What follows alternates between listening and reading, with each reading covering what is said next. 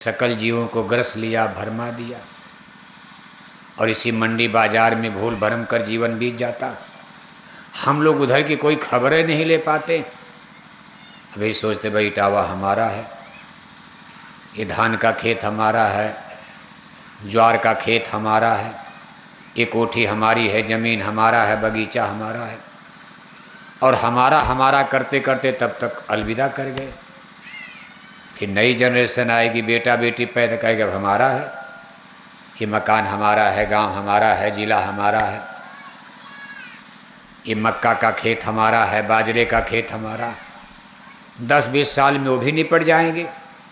फिर तीसरी पीढ़ी पैदा होती, वो कहते नहीं अब हमारा है।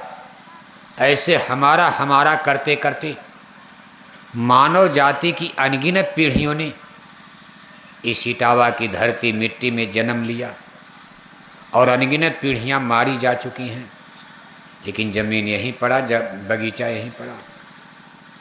कहाँ लोग गए, कहाँ से आते? क्या वही लोग आते हैं? मान लो लोग तो चले गए, अगर ये मान लिया जाए वो दोबारा नहीं आते हैं, फिर इस सृष्टि में विकास कैसे हो रहा, जन्म मरण कैसे होता, कैसे जनसंख्या बढ़ रही है, कितनी आत्मा उधर नए नए थे। और अगर मान लो नए लोग आ रहे हैं, वो लोग जो गए नहीं आए, तो ये लोग जा कर के कहाँ संग्रहित हो रहे हैं, इकट्ठा हो रहे हैं? क्योंकि ऐसा माना जाता है भाई आत्मा तो अमर है।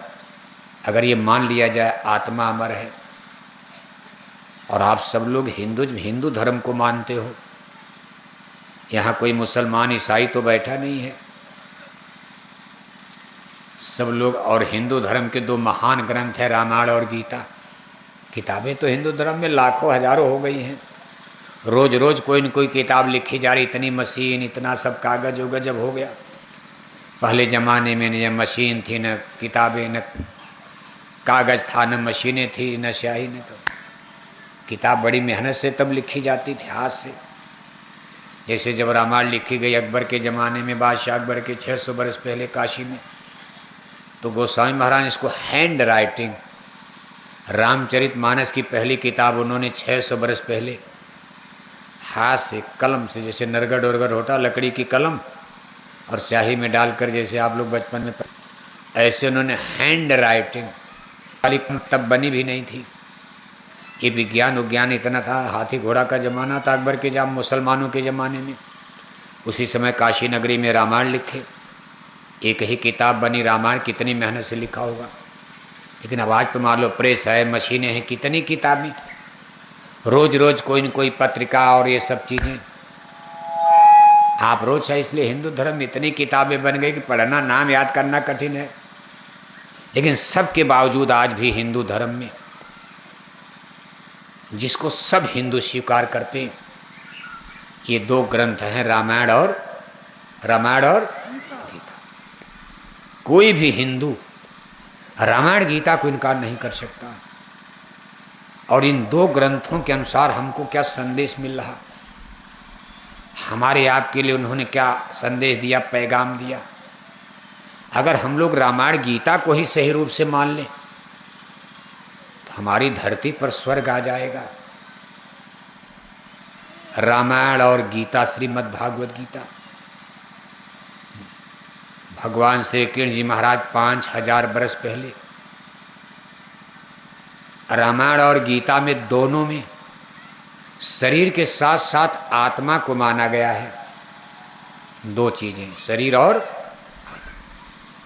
ऐसा नहीं केवल शरीर को माना गया, जैसे आज के इस इंटेलेक्चुअल युग में तमाम पढ़े लिखे लोग इंजीनियर हैं, डॉक्टर हैं, कुछ नेता भी उसी में आ गए। वो लोग ये कहते हैं कि जीवन एक ही होता, इसको theory of only one life, एक जीवन का सिद्धांत कहा जाता। वो लोग क्या मानते हैं कि हम एक बार पैदा होते और एक बार मरने के बाद दोबारा जन्म नहीं होता। वो लोग केवल शरीर को ही जीवन मानते, और शरीर निश्चय है आग में जल जाएगी, चाहे मिट्टी में, चाहे पानी में गल जाएगी। एक बार अगर ये शरीर नष्ट हो गई तो इसको दोबारा कोई बना पाएगा? ये फिर जिंदा होकर खड़ा होगी? इसलिए इस चीज़ का इसमें विज्ञान वाले भी हैं, साइंस और विज्ञान भी इसी को मानता। इसको नेचुरली यानी प्राकृतिक संरचना के तहत देखा जाता कि अपने आप जन्म मरण हो रहा, एक बार खत्म फिर दूसरे लोग, और ये स्वतः हो रहा है। कहा भाई इसका कोई सेंटर, जैसे आपके घर में बल्ब जल रहा है, अब आप कहोगे भाई अपने आप जल रहा है, अपने आप बुझ जाता है। लेकिन एक थियरी कहेगी नहीं, कोई पावर हाउस पर बिजली घर में बैठा है, वहीं से बटन दबाता बिजली आती है, जल जाता है। वहाँ से बटन दबा दिया, पूरे इटावा में अंधेरा हो गया, बिजली कट गई। लेकिन विज्ञान और साइंस जो इंटेलेक्चुअल इसमें पढ़े लिखे लोग, वो ये मानते हैं कोई कंट्रोलर नहीं है, ये सब घटना अपने आप हो रही है, जन्म और मरण, दुख और सुख जो कुछ। इसलिए वो लोग पुनर्जन्म के प्रति बिल्कुल लापरवाह हैं। अब मान लो कोई ये मान ले नहीं पुनर्जन्म हमारा होगा, फिर हमको जन्मना है, तब हम सावधान रहेंगे भाई एक जीवन नहीं बनाना, उधर भी बनाना है। मान लो ये जीवन तो अब जो मिल गया इसी तरह लंगड़ा लूजा अंधा बहरा खाते पीते सोते किसी तरह मान लो अब बीतेगा, चाहे इंजीनियर बनो चाहे डॉक्टर बनो, चाहे ट्रैक्टर चलाओ चाहे ट्रक चलाओ, चाहे खेती करो चाहे बिजनेस व्यापार करो, दो रोटी खानी है। रोटी कपड़ा मकान जीवन का लक्ष्य, जिंदगी बीतेगी, नहीं कुछ होगा तो भीख है मांगोगे, भीख मांग करके भी आदमी का गुजर। लेकिन चिंता क्या भाई एक और जन्म हमारा जो पुनर्जन्म होगा, कहीं उसमें भी इसी तरह तकलीफ न मिले। अब इसमें चिंता बढ़ेगी कि नहीं बढ़ेगी? चलो भाई ये जीवन हमारा अब तो गया, जैसे कोई बीमार हो गया, उसको डॉक्टर ने बता दिया भाई लाइलाज मरज है, उम्र अभी उसकी 20 साल है 30 साल है, डॉक्टर ने कह दिया भरी जवानी में मारे जाओगे, बीमारी ठीक नहीं होगी। अब उसको तो मरना है, 10-5 साल जो भी टिकिया टैबलेट दवा से चले, लेकिन वो ज़रूर सोचेगा कि भाई हमारा अगला जन्म तो कम से कम हे भगवान ऐसी शरीर हमको मत देना कि रोगी हो जाए, बढ़िया शरीर देना।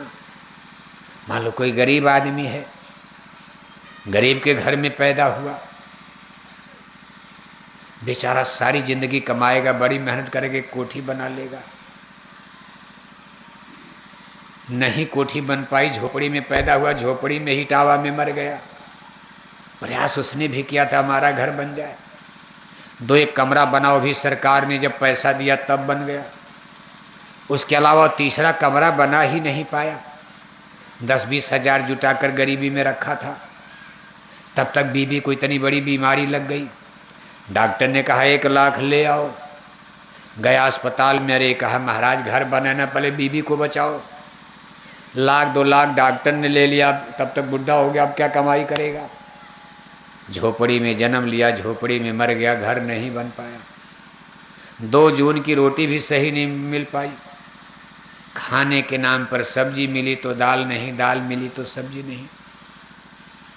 और उसको अब चिंता है भगवान अब मैं मरूंगा, लेकिन मेरा जन्म अब अच्छे घर में देना, किसी मंत्री के घर में मैं पैदा हो जाऊं, मुख्यमंत्री के घर में पैदा कर देना, इटावा जिले में किसी एमपी एमएलए के घर में अगर हम पैदा होते तो मेरे लिए घर बनाने की समस्या खत्म हो जाती।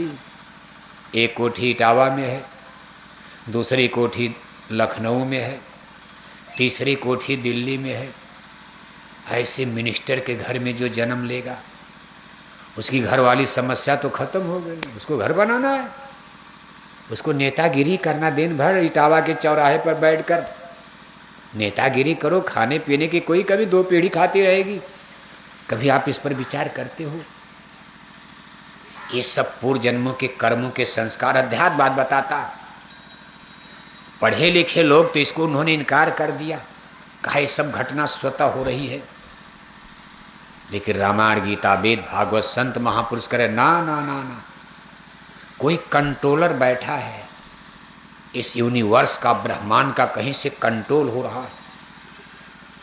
और हमारा ये जीवन 2 चीज़ों के मेल से सफ़र कर रहा है, एक शरीर है, दूसरी आत्मा है, स्पिरिट। इसको इस तरह आप समझ सकते हो जैसे आपके घर में तमाम प्रकार के इंस्ट्रूमेंट सिस्टम मशीन है, कूलर है, फ्रिज है, फैन है, पंखा है, आटा चक्की मशीन है, पंपिंग सेट है, सब मशीन आपके घर में है, लेकिन आपके घर में ऊर्जा, एनर्जी, बिजली ही नहीं है। कोई मशीन काम करेगी? सब मशीन बेकार बिजली बिना।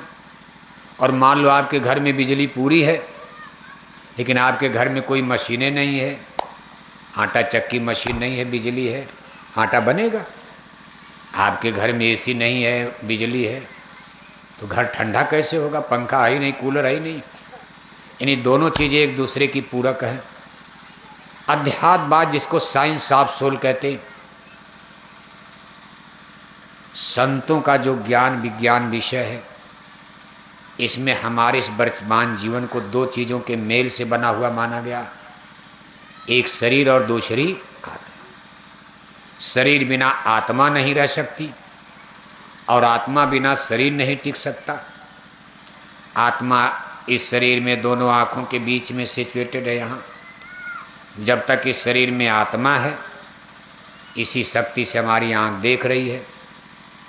अब देखो बात कहाँ पहुँच गई। जब तक शरीर में आत्मा जीवात्मा है, तब तक हमारी आँखों में रोशनी है, हमारे कान में ऊर्जा आ रही, एनर्जी, पावर, कान सुन रहे हैं, हमारी जबान को बोलने की ताकत आत्मा यहाँ से दे रही है, हमारे हाथ पैर को ताकत दे रही है। जिस दिन इस शरीर से आत्मा निकल जाएगी,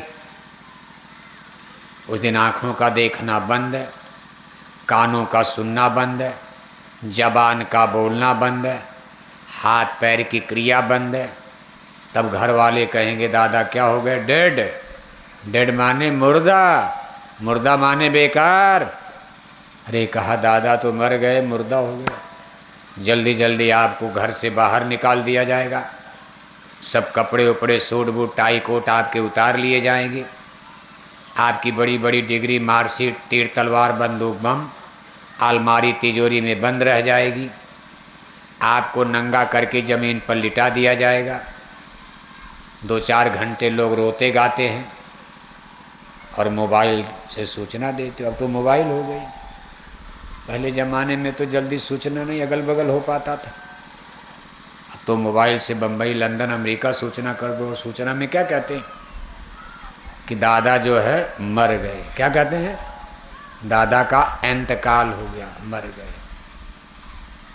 और मरने की इतनी चिंता कि रोना पड़ता है। किसके लिए रोते हो आप? ये जानते हो कि दादा को तो मरना है, इस शरीर को डिस्ट्रॉय, नष्ट होना है, जड़ है। फिर भी देखो ममता और मोह, इतना दिन जिसके साथ हम लोग रहेंगे, 2-3 दिन किसी की दोस्ती हो जाती है, आपके घर कोई मेहमान 2-4 दिन रह ले, कहीं परदेश जाते हो 2-4 दिन, 1 महीना 2 महीना कोई रहे, और जब जाने लगता है तो आँखों से आंसू गिरता है। कहा दोस्त बड़ी आपने सेवा किया, बड़ी मदद की, आप कब मिलोगे? आदमी सीने से लगा लेता। जिसके साल 70 बरस, 80 बरस, 90 बरस, 100 बरस, माता बनकर, पिता बनकर, बेटा बनकर, बेटी बनकर, सास बनकर, बहू बनकर, नाती बनकर, पोता बनकर, हमने आपने जिनके साथ समय निभाया, स्वाभाविक है उनका साथ छूटेगा तो दर्द होगा, क्योंकि अब ये दोबारा मिलने वाले नहीं हैं। जिसकी आशा है कि साल भर 2 साल के लिए जा रहे हैं, कहाँ जा रहे हैं? दुबई जा रहे हैं, बम्बई कमाने जा रहे हैं। आपको मालूम है कि साल भर के बाद लौट कर आएंगे, पैसा लेकर आएंगे, तब भी आप रोने लगते हो, भाई आप कहाँ? जल्दी आना, जल्दी आना, 2 साल नहीं 6 महीने में आना। तब भी आदमी रो देता है। आज तो ये पता है कि अब दादा लौट करके नहीं आए, जो ये जा रहे वो वापस नहीं आएंगे, तो रोएगा नहीं आदमी? रोना पड़ता है। और कब तक रोगे? जब तक ज्ञान नहीं होगा।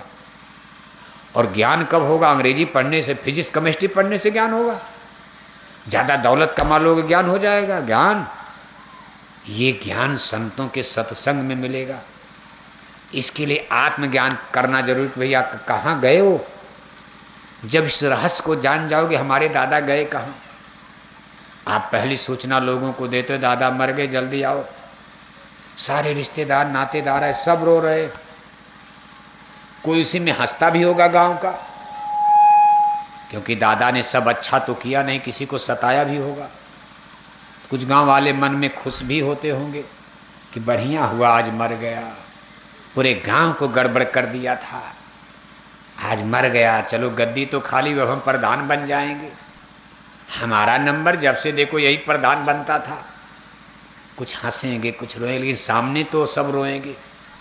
सामने कोई हंसेगा तो झगड़ा हो जाएगा, लेकिन मन में होता भाई बढ़िया हुआ मर गया, बढ़िया हुआ पूरा गांव चौपट कर दिया था। लेकिन फिर भी लोग यही कहेंगे, दिखाने के लिए श्मशान तक जाएंगे। और पीछे पीछे लोग बोलते हैं राम नाम सत्य, जिंदाबाद मुर्दाबाद नहीं, अब खत्म खेल। अब तक क्या बोलते थे, जिंदाबाद, मेरा जिंदाबाद उसका मुर्दाबाद। क्या बोलते हैं, मेरा बोलो जिंदाबाद और उसका बोलो। जिसका मुर्दाबाद बोला है अभी वो जिंदा है, और जिसका आपने जिंदाबाद बोला 10 साल, वो आज देखो मुर्दाबाद हो गए, मर गए। आपकी जिंदाबाद मुर्दाबाद से क्या होता है? ऊपर ईश्वर करतार नोटिस ले रहे, और आप अब नारा लगाओ कि राम नाम सत्य, बाकी सब असत्य है। आखिर सत्य सामने आ गया कि ना ना ना ना, ये सब झूठा था। राम नाम ही सत्य है, शाश्वत है, सनातन है। बाकी ये सारा जगत तो झूठा फरेब हो गया, क्योंकि दादा कुछ लेकर जा नहीं रहे। कहा एक राजा था एक रानी, और मर गए राजा मर गए रानी, हो गई खत्म, सबकी कहानी खत्म होगी। किले महल खंडहर बन रहे हैं, तो हमारी आपकी कोठी कहाँ से आबाद रहेगी? ये भी कि बिन कोई खंडहर बन जाएगी। और जाते समय कुछ लेकर गए नहीं कोई, हम क्या लेकर गठरी जाएंगे? सबके लिए शाश्वत सनातन एक ही नियम है, कॉन्स्टिट्यूशन ऑफ गॉड। आपको कुछ भी लेकर नहीं जाने दिया जाएगा, लेकिन जिसको लेकर नहीं जाना, उन्हीं चीज़ों के लिए आदमी ने मारा मारी कर दिया। चाचा को मार दिया, भाई मार दिया, भतीजा